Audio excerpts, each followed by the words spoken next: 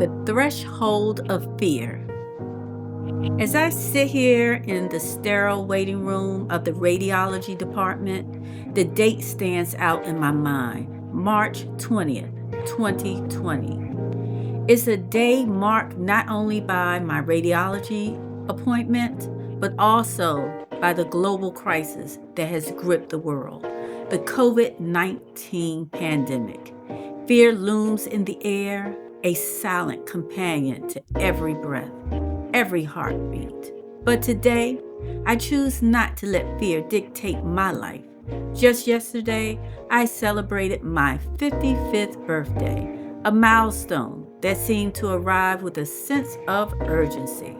For years, I have harbored the desire to write a book, yet the fear of failure, rejection, and inadequacy has kept me paralyzed. But now I realize that this is a moment ordained by God for me to begin this journey. For too long, I have allowed my fears to stand in my way of my purpose. The greatest obstacle has not been external circumstances, but the inner voice that repeatedly told me I wasn't good enough. Despite having the education, the professional background, and the countless opportunities, I still found myself doubting my abilities.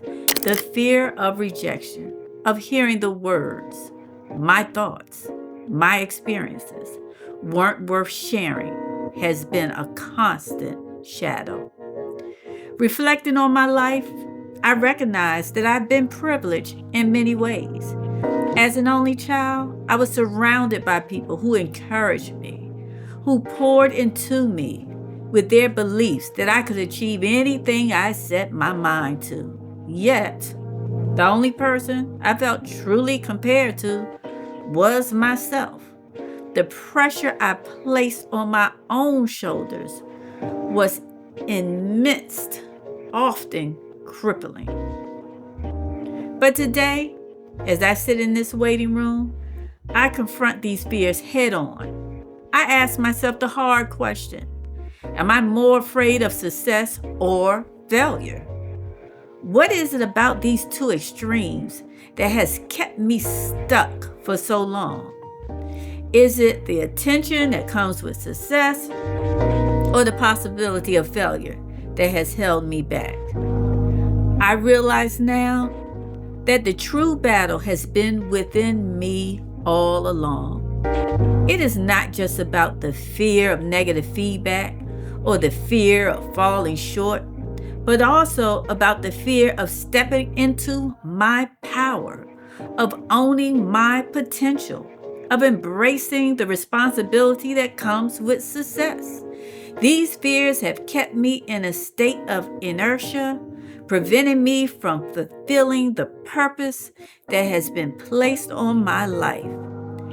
As I begin this journey, I must draw upon the strength that I already possess. I must delve into the parts of my childhood that have shaped me both positively and negatively. I must confront the fears that have held me back and find the courage to move forward.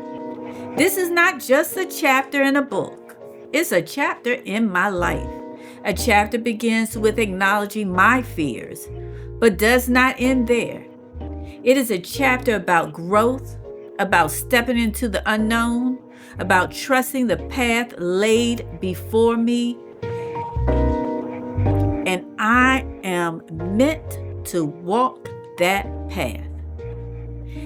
And as I take this first step, I do so with knowledge that I am not alone, that God has designed this time for me to rise above my fears and fulfill the purpose that has been waiting for me all along. Now, I want you to join in, and I want you to look at, is there anything that's stopping you from pushing past fear?